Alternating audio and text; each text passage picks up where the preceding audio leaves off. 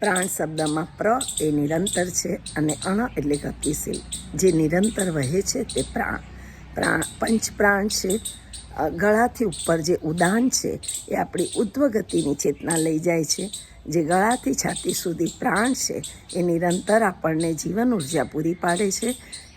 છાતીથી પેટ સુધી જે સમાન પ્રાણ છે તે આપણા ખોરાક પચવાના કાર્યમાં મદદરૂપ થાય છે અને પેટથી નાભીથી નીચે જે અપાન છે તે બધી ઉત્સર્જન વસ્તુ થાય છે તેના નિરંતર કામ કરે છે. અને વ્યાન વાયુ જે પૌષ્ટિક પદાર્થોનો સંચાર લોહી પરિભ્રમણ દ્વારા આખા શરીરમાં કરે છે.